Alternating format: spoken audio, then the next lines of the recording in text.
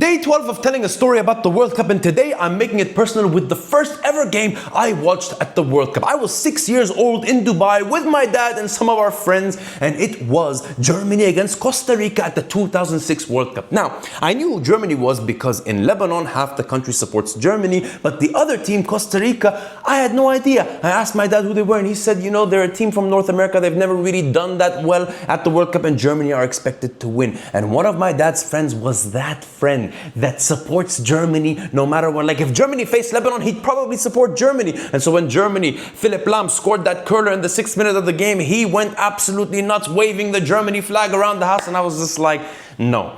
I felt something was off. I really felt connected to this Costa Rica team. And I would go on to find out in my life that I love the underdog teams. And it was just 6 minutes later that Paulo Wanchope, my first World Cup hero, scored the equalizer. And that's when 6-year-old me thought, like, you know, everyone said Germany's gonna win, but Dad, Costa Rica scored. Like, you know, like what, you know what I mean? Against the hosts and all of that. Costa Rica showed that character. And that is what the World Cup is about. And the way that the people were brought together, like you had all the white, yellow, green, red, green, white, yellow, black, red of Germany and the red and blue of Costa Rica surrounding the stadium. It really was fantastic. But then you had Miroslav Klose scoring a brace to bring his World Cup tally to 7 that he would eventually break the World Cup goal scoring tally in 2014.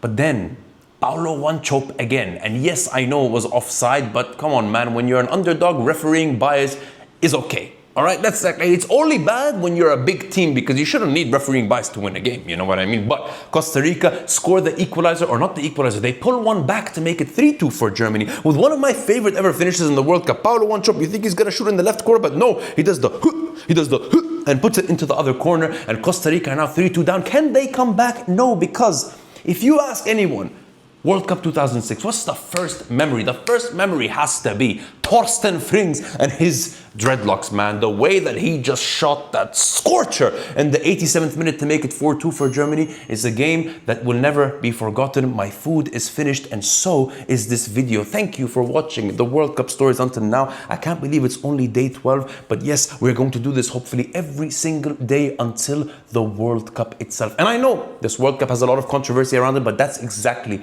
what this series is about. It's about showing you how the World Cup brings people together, and to show and remind everyone that the World Cup is about bringing people together.